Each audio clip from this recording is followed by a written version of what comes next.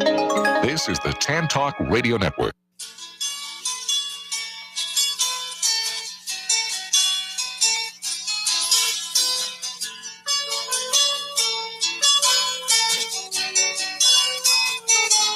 It's Monday. Do you need some Monday motivation? The Shop Local for Good News team is here. I'm Karina Morrison, and we're bringing you the good news stories of our neighbors doing good in our neighborhoods. You can find us on Facebook Live on the Shop Local for Good page, and we're looking forward to your calls. Let's get this Shop Local for Good News conversation started, shall we? Happy Monday, Tampa Bay. This is Karina Morrison, and you are listening to Shop Local for Good News, Monday Motivation. We have a very special guest, but I'm going to make a few announcements before we get him involved in the show. It's going to be a packed show, so if you're on Facebook right now and you're still in your pajamas and you don't have to leave for work for an hour, jump on Shop Local for Good's Facebook page because we are live, and drop us a comment if you know of a small business in our area that's doing good in their neighborhood or of a worthy local nonprofit. Please tag them in your comment too. Now, I want to get to interviewing because this is going to be, you've got so much information for everybody.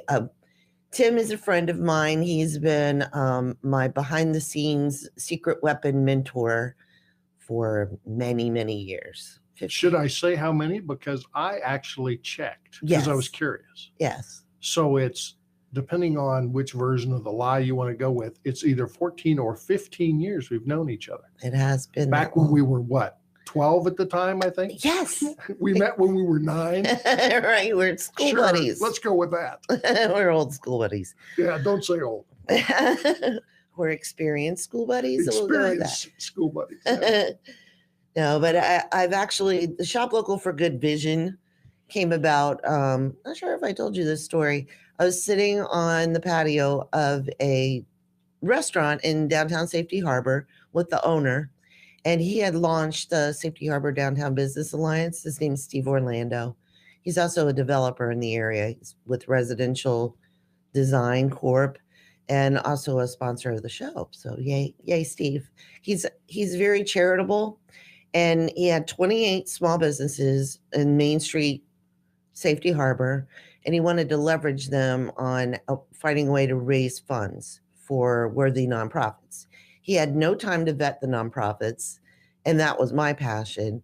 And he wanted a campaign run. So after about 3 hours of brainstorming, he said, go. And it was a 6-month campaign. We had a shopper's card that I realized doesn't work really well, that consumers would purchase. And then we were gathering funds for 15 nonprofits from national all the way to local. And the campaign taught me a lot of lessons, but that was like the baby version of Shop Local for Good. Well, that's one of the things I tell folks all the time is a lot of this entrepreneurial startup of business stuff we're going to talk about today comes from a global universe of your experiences or your mentor's knowledge. Right. You know, you're not going to sell community cards ever again. If anybody ever asks you, hey, I got this idea, I'm going to sell community cards, you're going to say, no. Don't. Right. But before you did it, you didn't know. Right. And so, that's, one of those things. Be a sponge, you know, remember everything you learned. Well, and it was the beginning of, and then, for example, the Passport for Good program. It's the personal organizer with the business card inserts that, we got businesses to invest in, and then we're accepting donations for them. It may be tweaked too. I'm getting really good at pivoting without falling. And I think that's a huge part of being an entrepreneur too. And that is too. Yeah. But we've got really good feedback on the Passport for Good. And that originally was going to be a mobile app till I figured out how many people are like, I don't want to put another app on my phone. Well, that's, I do, for people who don't know me, I'm Tim Horton. I do Vector VC, and it's at vectorvc.com. And I have a running gag that I have, people walk up to me, and the worst possible thing you can say to me is, I have a business idea you should invest in, and it's an app on the phone. Right? Nobody Thanks. Good night, everybody. We're done. Right. Yeah. They cost a fortune too. Well, yeah, but they're ineffective for the reason you just mentioned. Right. Nobody wants another stupid app on their phone. When apps were new, Yeah. I was like, oh, there's this cool thing. It's an app on my phone. Yeah, I want one of those. Right. But now, another app on the phone, is annoying if people have room on their phone. And the business model for an app on the phone fails, not because the app's not cool. Skip over how much they cost. If the app is really, really cool, that's neat. If it's really helpful, that's neat. If it does good stuff, there's a demand for the service. All that's great. But you're buried. But the problem is people download it, they use the app 2, 3, 6 times, and then they move on to the next one, or they forget about it, or they don't use it, and it just fails. And that's got nothing to do with the quality of, in quotes, your app. It's every app has that problem. Okay. Plus, there's just thousands and thousands and thousands of them. Right. I mean, it's insane. So, and I like tangible things. Plus, you have to know your demographics in Pinellas County. The demographics is more seasoned in life. They don't like mobile apps. They like leather personal organizers that they can hold on to. So we're trying that out for a year. See how it goes. Maybe learn another lesson. Right. I might be selling some blank personal organizers real cheap real soon. But we do appreciate all the businesses that trusted me, and they got a lot of promotion online for being a sponsor too. So, well, and that is one of the things that you've consistently always done. The political stuff, the campaign stuff, the charity stuff, and Shop Local for Good, is that you're always out there. That's the thing now, is that Right. There's so much.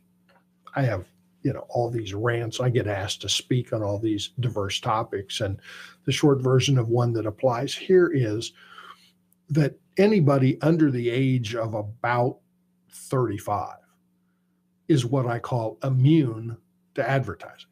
Right. If you're under 35, you grew up with the internet, with some version of a phone, and you don't see advertising. Right. You just don't see advertising. Back in the bad old days with AOL, with the banners across the top and the ads down the right-hand column, Right. those of us who are dinosaurs are laughing because we remember what that looked like. Folks under 35 have no clue what I'm even talking about. Right. But you just don't see ads. Even in Google, people know the first 3 at the top are paid for ads, and they just don't see them. Billboards, radio commercials. Unfortunately, I'm an old radio guy. I love radio. TV commercials, all the electronic media. Folks of that age demographic look past all the obvious advertising choices, which is why this blogging YouTube channel stuff now is both interesting and controversial, because they don't disclose the endorsements. Uh-huh. They're supposed to, but they don't always disclose the endorsements. So Right. if you and I sit here and talk about, hey, you should go down to XYZ Street and buy, the greatest, cheeseburger or whatever, people don't know whether we really like the cheeseburger or if the guy's paying us for a commercial. It doesn't really matter a lot. Legally it does. But those kind of referral advertising is what's effective now, just because it raises people's awareness or their curiosity. Then they can go to the phone, they can go to the website, they can do drive by and look for themselves. But they go, oh yeah, I've heard about your cheeseburger. Karina was talking about your cheeseburger. Right. That's the most effective advertising now. And it's also the most difficult to actually achieve. Well, because there's fewer people that can talk about it instead of playing it over and over and over again. I Right. gotcha. Yeah. So it's like information overload. People just tune it out. Well, in my era of radio, and you'll get some phone calls today the voice. People will recognize the voice if they're the correct demographic age, because the late 80s and all of the 90s, if you listen to country music radio, you recognize this voice. Right. I was on WSM in Nashville and the syndicated radio shows back when that was new, and was based in New Orleans and LA, and I was in New York for a while. And so there's a lot of folks that will recognize that voice, or are right now going, oh yeah, I remember. I knew that from someplace in that window of time. Right. I laughingly call it that I'd lived the Kardashian lifestyle before the internet. And it was not any more fun back then than it is a pain in the you-know-what now. But, right. And so I walked away. This is very rare. I rarely do any of this anymore.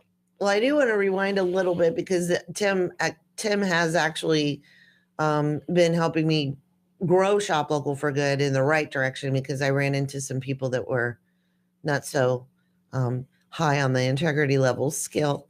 He saved me thousands of dollars, I'm sure, after I had already spent thousands of dollars from trusting the wrong people. I forgot to send you that invoice. I'll have to remember to do that. So on occasion, he gives me a call, checking, making sure I'm not walking off a long bridge or short bridge, taking a long walk off a short bridge. Exactly. The entrepreneur life is very challenging, and you wrote an article that you're going to try to get back into the reality of the interwebs, and I reread it last night. It was talking about pirates, and it was fantastic. And I've been encouraging Tim to get on the air with me, and now he lives kind of far away. You live over a bridge, don't you? Yeah. And in fact, today I came in from Orlando because I was on the campus, working on the campus. Wow. That's this weekend. Thanks for coming in. Well, I had to come back this way anyway, but it is a chore to get over here at this time of the day. It is. From Mickey World. Nice.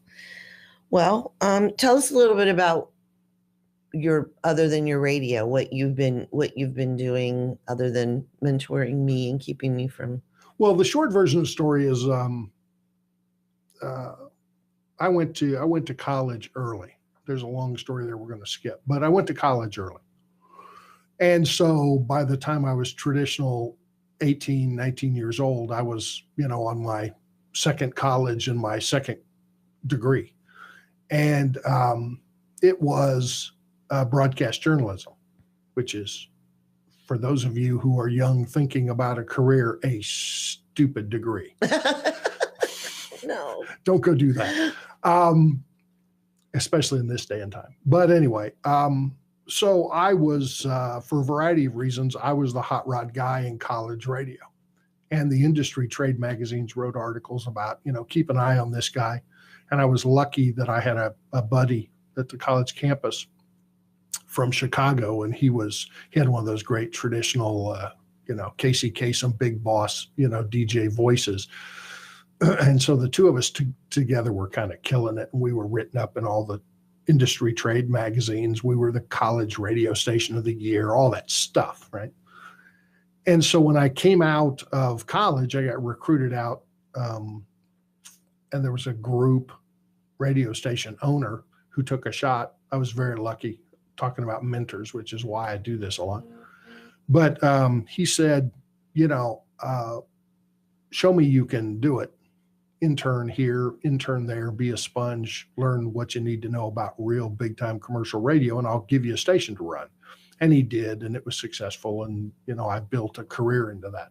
But I quickly arrived at the realization that as much money as he was paying me, and in the day, it was a lot of money because the stations were all successful, really insanely successful. I was making money for somebody else, not me. Right. You always at some point come to the realization that you're working for the man. You're working for the man. Even if he's a really nice guy, he's still the man. He isn't yourself. Yeah. And so, I was tired of radio for a variety of reasons. I make the joke about the Kardashian lifestyle, but it really is a pain in the patootie. And so I bailed, took my toys and my check and left and went and did what I was very lucky at, but I did the go-go 90s IPO stock arbitrage. And everybody remembers the go-go 90s of the stock with pets.com and all that insanity. And I was either lucky or really smart, depending on who I'm trying to impress with the story. Was more lucky than good, but we'll take good if that's the version of the story we're going to go with. And that was nice. That got me into some other career jobs, got back to working for the big man. I was part of the team that invented Pizza Hut delivery. And I was on the board of Wendy's and some of this stuff. And although that's great and interesting, being on the board of a company that size, you have very little impact. And it's like, okay, I'm done with this. Right. And I upped and bailed and went to Atlanta and did a couple startups there, merged some companies. One of them still exists. There's a telecom company that runs the national phone telecommunications cell phone network. Wow. In one of the West African countries. I mean, just odd, weird stuff you stumble into. And then came to Tampa and was looking for companies to start up. And what I discovered in my personal discovery, but what I discovered is the smaller they were, the earlier I could catch them.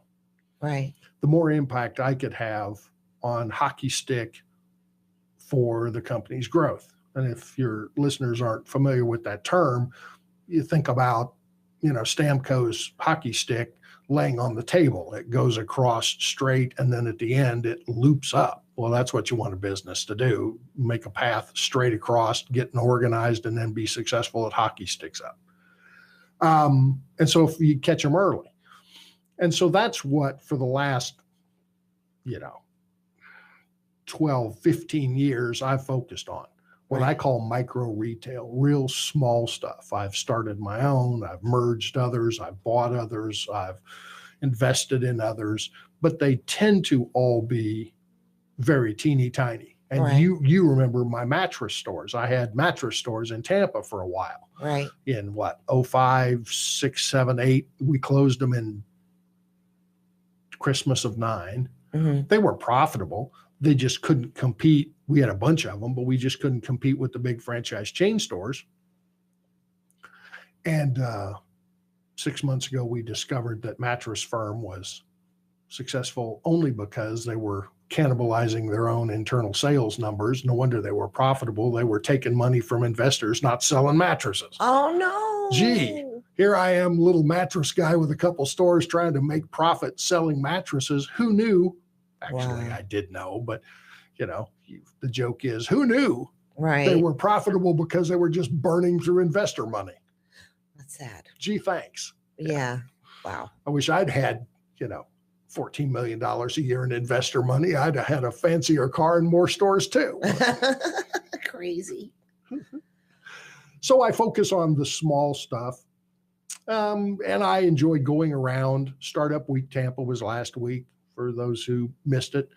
The Synapse Summit I missed because I was traveling for work. I had a crisis with one of the companies. Oh, boy. Even if you're on the board and it's not a daily operational thing, you still get a crisis of, we have to go fix this right now. Right. Happens. To at protect most your money. inconvenient times. Right. Yeah.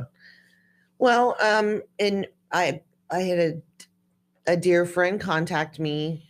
Speaking of closing down stores, just this past week, they had a retail store up in Tarpon Springs, and he sent me an email. He's consistently been a supporter of the charitable efforts in my community, and he emailed me and let me know that they were going to close down their retail store. It's deadly out there for small business. Well, it really is. And depending on, and that's why I do very little of this. I'm happy to come be on your show, but I do very little of this radio, TV type stuff because every business, every startup is different and everyone's unique. And so any advice I give here is probably wrong for 2/3 of the people who hear it. Right. Because everything is different. Retail now is really, really, really tough. I know. And it's not because Amazon's selling everything.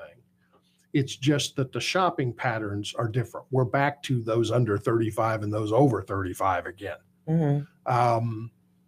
You know, it's a shopping style thing. And so it depends on your location. Do you have walk by traffic?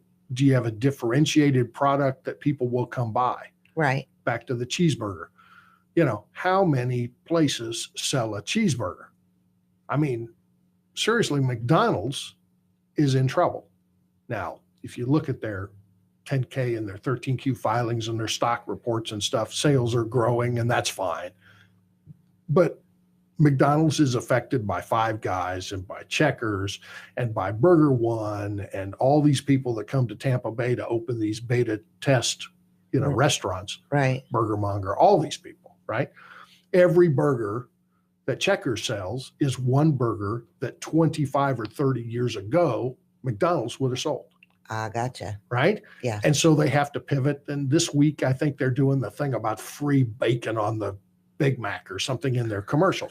Oh, I didn't hear that. I don't listen to the commercial. Oh, yeah. So if you go to McDonald's now, they put bacon on your Big Mac. Interesting. Yeah. So, but that's indicative of the challenge of retail. You've got to evolve. You've got to differentiate your product in some fashion or form, because everybody's selling a cheeseburger. Why should I come buy yours? Right. And it's bigger, it's smaller, it's cheesier, it's burger-y or more, it's cheaper, it's better, whatever it is. You've got to communicate that message, because if McDonald's is in trouble and fighting to remain relevant and compete, some poor guy with a retail store and a shopping center in down the street here in Clearwater is really got a challenge. Right. Well, and what I like about what we do at the Market Space for Good is we kind of have a brain trust, because each shelf is hashtag more than a shelf. There's a family behind it who's and I'm open-minded, but not too open-minded to where my brain falls out. But I am also very aware that I can't know everything at all the time. My skill set lies in grassroots organizing, and then I'm getting feedback from my members, because they pay a membership fee to be there. It's not a consignment. So every, like Aunt Niecy's fruit butter that we sell, she gets to price it the way she wants to price it. And then she gets all the money, minus if there's a credit card processing fee. That's it. And, taking out her membership fee, which is next to nothing, is what I'm charging now for members. Well, and that's back to what I was talking about, awareness. Yeah. You collectively get together. Yeah.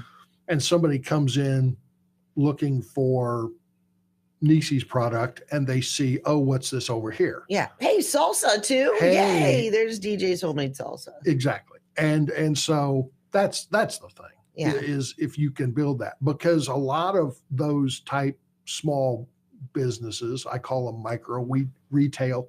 I use that term. I don't think I invented it. I must have stolen it from someplace, but I don't hear anybody else using it, so I'll claim I'm a genius. But micro retail businesses, all they need is awareness. Right. Because if the product is interesting or good or priced right or cool or trendy or whatever the is, people will buy your stuff. Right. But if they don't know it exists, that's the problem. And that's why the internet has changed stuff. Yeah. It's both easier and harder to get awareness, because of the internet. And if you're not effectively communicating your message both on the internet, but not just for yourself, but cooperatively sharing with other people, charity events, your shop local for good, there's a bunch of them around. Right.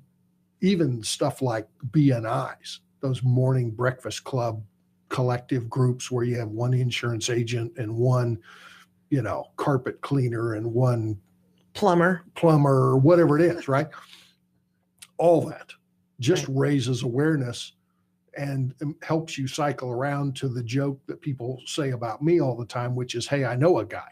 Right. If somebody needs something, I know a guy.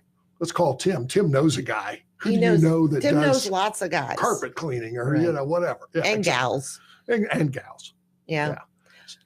Well, and I will tell you, and Lorena's the camera person behind you. And should we explain why your back is to the cameras?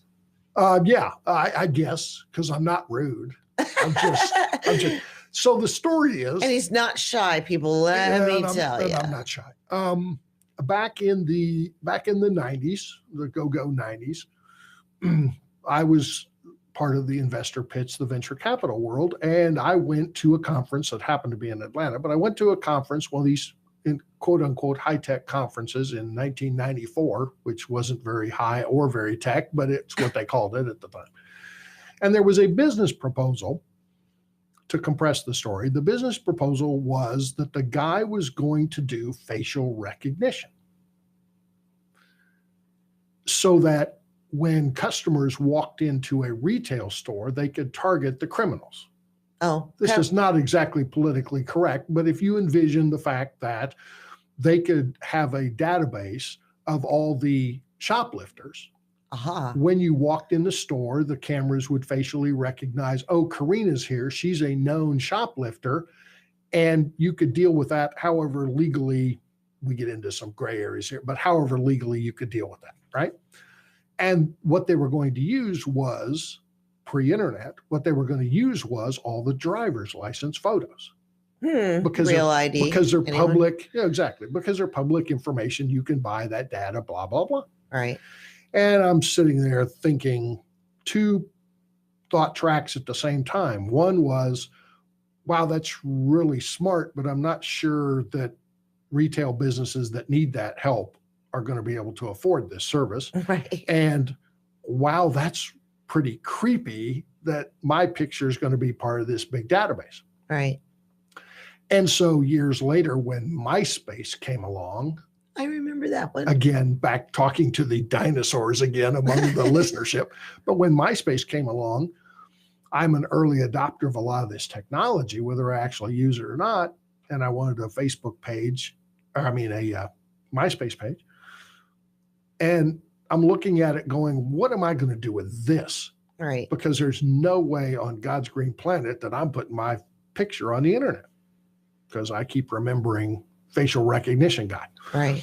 And so I've always avoided it. So it's not absolutely true, but there are very few, almost no pictures of my face on the internet, which is why I'm not on the video stream of your blog. Excuse me, but thank you very much. No. Yeah. Hey, whatever it takes to get you on my show, I'm good. but the message, the point of that story is, in 1994, that was a business model, and of course it failed. In 2014, U.S. federal government's doing it on an ongoing basis. There were two articles in the last week. They caught a woman in D.C. or Baltimore, Philly, someplace up in the Northeast, arriving in the country with a U.S. passport that wasn't her passport. Wow. It was a female with brown hair that kind of looked like her, but it wasn't her passport. Mm-hmm. And one down in the border wall area. Build that wall. No. There goes half my listeners. I know.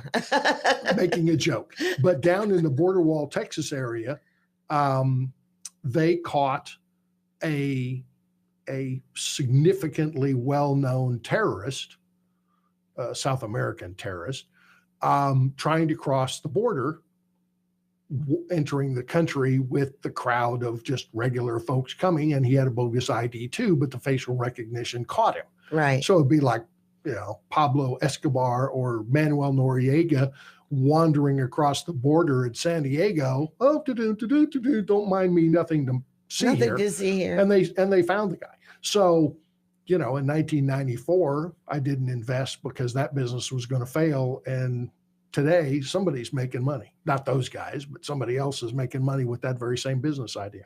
Right. Wow. Well, and Tom Cruise made a movie about it. And he did. And there's been Minority Report. Yeah, there's been a lot of movies done over the years about it because it's a nice topic. There's a great Gene Hackman movie with Will Smith called Enemy of the State. Oh, it's that's a cool movie too. Fantastic movie. Yeah.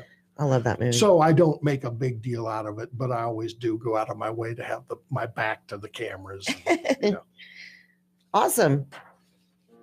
So what is next on? Thank you for sending me an outline, by the way. Tim even did my job. He sent me a show outline and an email. I'm like, I love you. You want to be on every week? That's my old show producer habit. I love it. I was the straight guy on the haha morning shows on all the stations were country music. Right. I was the straight guy,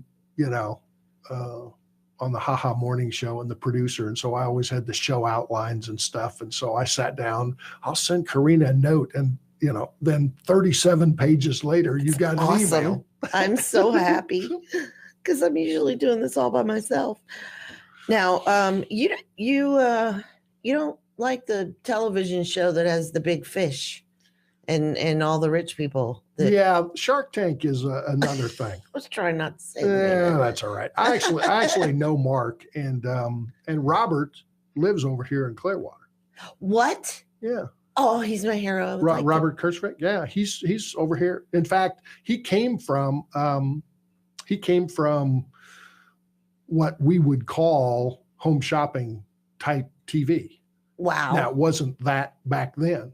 In fact, when I was working to build and invent, in quotes, the Nashville network, the cable channel, it's called TNN now. I was part of the team that invented, built, whatever that. Makes me sound much more important than I was at the time, but we'll go with that story. But we didn't have enough content. That was back in the day when there were 100 channels of cable and only 37 things to be on the cable. Wow. If you wanted a cable channel, they would give you one if you could do something with it. Please do something. Right? So the Nashville network in the early days was on from 6 a.m. to 6 p.m. And from 6 p.m. to 6 a.m. the next morning, they would fill the time with that home shop, the early, bad, ugly, really terrible TV version of Home Shopping Network. Okay. Not nearly as slick and cool as Home Shopping in St. Petersburg does it now. Right. They had to learn how to do their model too, just like everybody else. But so that's where he started. Now he has a pretty intense security technology. Right. Is his company here too? No. Darn. Yeah. Can you imagine the economic impact on that? But they have created a drama TV show. Yeah. That's suspenseful and it works for TV, but it's really, really, really ineffective. If you're an entrepreneur or you think you want to be, you've got a business idea, Shark Tank is the stupidest thing for you to watch on TV because it misrepresents the process. What you don't, I'll compress this down. I have a whole seminar I do for an hour on Shark Tank, but I'll compress this down. What you don't see is that for every, let's call it 3 or 4 companies you see in an hour TV show, they have between 2,500 and 3,000 applicants. I've seen the lines yeah. Right. And they screen those down to about 25. And of those 25, they vet them. Right. And so they have to have real products. They have to have real revenue. They're not a guy with an idea. And by the way, they're not a guy with an app. Very rarely. There has been one, but they always have, consumer products because that's who the people are. When Ashton Kutcher was on for a short window of time, when Charles Barkley was on for a short period of time as one of the quote unquote sharks, they changed the mix of the pitch folks to match the style of the people that are sharks. But what you don't see is all the vetting that's done up front. And then they come out and they pitch successfully or they pitch embarrassingly poorly, whichever it is. And if they get a deal or if they don't get a deal, after the show, they do the individual, Mark Cuban, and he has people, Mark Cuban's people, in quotes, right, will come back and re-vet the deal he made on TV and substantially change it. Right. Rarely ever what? It is as you see it on TV. Very rarely. Wow. And most people don't know that. Right. And it's not changing the deal for better or worse. That's They just add like writers and things to it? Well, or- yeah, it depends on the biggest problem they have is that the businesses are too complicated to succeed. This is where the advice I do on radio shows gets to be trouble and problematic, because depending on who's listening, it may or may not apply. But if you have, as most startups do, a lot of investors that have given you money, Oh, yeah. a little bit here, a little bit there, whatever that means to you, and you sold 3% of the business to that guy and 2% to your mommy and 10% to your cousin who was in college with you and he's rich and can afford it, whatever the amounts are, cleaning that up, either at the point of Shark Tank or at the point that I invest or at the point that you do a real serious A round with real legitimate investor money, let's call it that. Even here in Tampa, there's several, is problematic. Right. And so one of the points I touch on, we'll get back to, but one of the points I touch on is, be careful who you have as investors, because you're essentially getting married to them. Right. And what's worse than getting married is that you can't get divorced. Right. Whether you want to or not, you can't get divorced. The only reason that you can get divorced is to buy them out and make them go away. And you can't force somebody. If you and I are married, I can demand that we get divorced whether you like it or not. If we're in business together and I invested in your business, you can't divorce me whether I like it or not. You can buy me out. Right. For an insane amount of money that I will insist that you give me and make me go away, right? Otherwise, you don't have, Or you're stuck. sort of, you So- don't have any recourse. Just maybe a little bit of pushback, because I'm an observer of humanity. So when I watch Shark Tank, what I'm watching is how the person presents. I'm listening to the questions that the shark is asking them. And I thought that I was learning, just maybe a few tidbits about how to present yourself, what really is a bad presentation, and what might be a more successful presentation. Do you think that's valuable? And there is some component of that. Again, being an entrepreneur is like being a sponge. You want to suck up knowledge from every place you can touch it, right? Right. And so I'll talk about that. Just if you've got folks listening and they want to watch a TV show, there is a TV show that's on CNBC called The Prophet with Marcus Lemonis. It's a fantastic show. And that's the show you want to watch, not because Marcus is smarter than Mark Cuban or Mr. Wonderful, who is really not as wonderful as they make the joke about him not being wonderful. He really is Not wonderful. He's a case. Yeah. If you get to work with him, he's really challenging. But what's nice about the Prophet is that the structure, the way the show works, is they follow him around with a camera. It's all edited for TV and drama. It's just as Kardashian as the Shark Tank show. But you see the thought process. He goes to a retail store that's selling clothing, and he looks at the way the merchandise is laid out on the shelf and goes, this is dumb. Nobody can find a pair of jeans or the profitable pair of socks or the hat or the whatever they're selling, right? The cupcakes and the business. He cleans the process up and streamlines it. And let's sell the profitable stuff, not the popular stuff. And if you watch a lot of those episodes, one right after another, you'll start to see a consistent theme that's what he does. He goes in, he identifies what's ineffective, right, and cleans that process up. There's an example of that I did personally right here in Tampa. There's a company that I'm an investor in, I'm on the board, that I can't talk about specifically because they sell a product to the guys at MacDill Air Force Base. Oh, wow. Okay. And we all know, because we live in Tampa Bay, we all know who lives and works at MacDill Air Force Base, the secret squirrels, as I call them. Yeah. And so this company makes a product that the secret squirrels need and use and love. So we can't talk about the product. But because it's DOD, it has to be made in the USA. Nice. The cost of the product would be 20% of what it has to sell for if it was made and imported from China. We could do that without a problem. Uh-huh. But we can't because it's DOD. It has to be made in America. When I came on board, it was being assembled in component pieces in Tennessee. We packed that up, found a contractor, rented some space, built the manufacturing process in St. Pete down here, Largo, and cleaned up the sales process, cleaned up the website, cleaned up the marketing.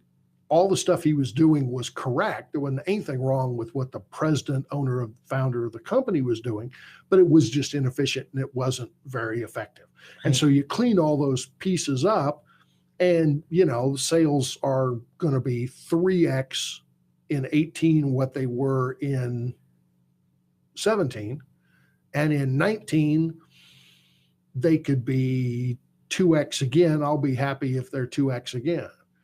So that's the thing about Shark Tank, is that if you know what you're watching, like I watch it very rarely because it annoys me. And I don't mean that the way that sounds, but it's like I sit and laugh. Right. It's like, I can't believe the guy said that.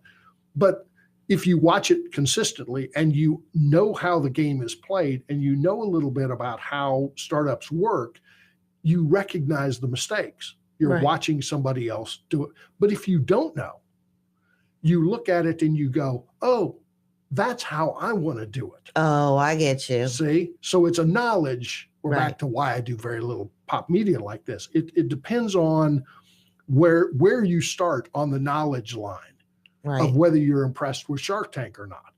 And so there is a lot of stuff you can learn there, but depending on how knowledgeable you are, what you learn from the show.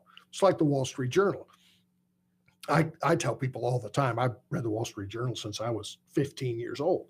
It's the funniest newspaper there is. I read the Wall Street every day, and I literally laugh outside. I laugh out loud. It's funny as hell. Okay. Because if you're in the club, you get the joke. All the stupid stuff that businesses do is written about in the Wall Street Journal. Okay. Right? But if you don't get the joke, and it's not that I'm that smart, but if you don't understand what they're saying in the article, you read the article and you go, oh, okay. The current one that's a bunch of drama that I think is silly is Sears Kmart. Oh. Sears Kmart's going bankrupt because Eddie Lampert is blaming it on Amazon. Right. Sears Kmart's not going out of business. No, they just got fined $11 billion investor or something. Yeah, they got rescued. But Sears in general, Kmart specifically, is not failing because Amazon. Right. No. They're failing because Eddie Lampert was dumb and didn't run Sears like Sears and find unique products. And because they were big capital investors, I'm going to throw rocks at my own business here, but because they were big capital investors, they were sucking money out of the business. Oh. Sears, again, if you're over 35, Sears is Kmart.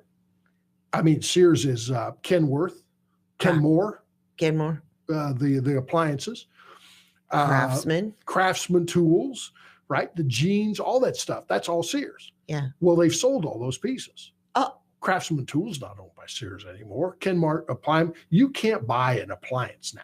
You want to go buy a refrigerator or a stove. You need a new stove in your home. It's a pain in the to go buy a refrigerator. Used to be, what do? You go to Sears. They got the best ones. It's cool. They deliver it. And okay, fine. Right. Now you got to go other places, which is not a problem. And they deliver and all that. But, everybody and their cousin makes refrigerators now, including Samsung, the people who make your cell phone. That's true. Makes refrigerators. That's true. And, Kenmore isn't Kenmore anymore. No. It's just the brand name. Now you do have some tips, some local resources. Man, an hour goes by fast. For the entrepreneurs. Oh yeah, well let's do that quick. So if you're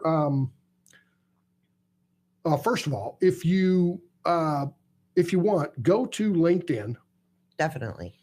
And search for Tim Horton. That's my name, Tim Horton Lion, like in the jungle. Leo the lion, Tim Horton Lion, and you'll see me and you will pop up my pirate pin, which is a lapel pin that Karina can see that you can't see on camera. And once we're connected on LinkedIn, send me a note and I'll be happy to send you all these resources. But there are a ton of things around Tampa Bay specifically that let you learn. We kept talking about learn what you don't know, learn, be a sponge. So the obvious stuff is the schools. Andy Gold, Mary Beth Curley, and a couple folks teach entrepreneurship as a skill at HCC. They have classes for vets. They have classes for young folks. They've got, but you can take a class on how to be an entrepreneur at HCC. St. Pete JC has one. Okay. UT has a whole program that's a bachelor's degree program. USF has one too. The innovation centers at USF. So the university, the educational process that's available in Tampa, you can cherry pick the classes and you can take and get degrees in that sort of stuff too. So that's available. And then there's Million Cups.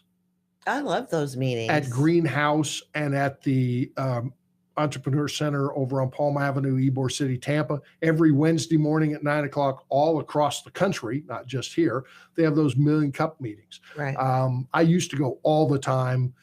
I now go once a month to one or the other of them. I just kind of got out of the habit, but that's a great resource. And they also air their meetings online on Facebook Live. And they do. So there's stuff there. And that's, kind of baby Shark Tank. You can learn how to pitch. There's lots of the small business club stuff around, the shop local for good business model thing. In that social environment that you're in, all your folks all learn from each other. Yeah, we're a brain trust. Right. Nobody's going to go buy a community card. Hey, I got a new business. I'm a new product. I'm going to sell it. Hey, Karina, help me sell my community card. No. No. No. Don't do that. And so there's a lot of that too. And you don't have to have an existing business to join or participate in most of these circles, if you will. Right. There's Working Women of Tampa Bay. Go on Facebook, Google Working Women of Tampa Bay. That's Jessica Ravelli's thing. On Facebook, search for Masterminds Tampa. John Tavares and Oscar, I'm going to draw a blank. Oscar Garcia run that. Attend the big events. Synapse Startup Week was last week, which does me no good to tell you that today. Right. But Startup Week was last week. TyCon is coming. There's stuff in Orlando. There's stuff in Miami, depending on how far you want to run for this stuff. There's lots of resources around. If you'll send me a note, I'll be happy to share them. Well, what I'll do if anybody that's listening, if you go to the Shop Local for Good page, I'll put your LinkedIn link up there so they can connect with you directly. Because I will tell you, everybody, that Tim's a straight shooter. He will tell you if you're doing something wrong, whether you like it or not. With tea and cupcakes. No. But I really appreciate how much you do give back to the entrepreneur community, because that is vital with all your experience. And you've saved, I'm sure, more than me of going down the wrong path and potentially, losing everything. Well, and I do it because it's worth helping, but also selfishly, I never know where I'm going to find the next, Facebook, the next Amazon, the next unicorn, whatever it's going to be. You never know. So it's always worth being out there, ear to the ground, kind of thing. Sure. Well, we appreciate you coming in. I just want to remind everybody that we've got some events coming up. This is Shop Local for Good News, Monday Motivation. Much thanks to Tim Horton, the Vector VC Pirate. Get connected with him on LinkedIn. Go to the Shop Local for Good Facebook page, and we will get you connected to his Entrepreneur Pirate. Have a great day, and see everyone or hear everyone next Monday. WTAN, Clearwater, FM 106.1, WDCF, Dade City, Tampa Bay, WZHR, Zephyr Hills, FM 104.3. Listen.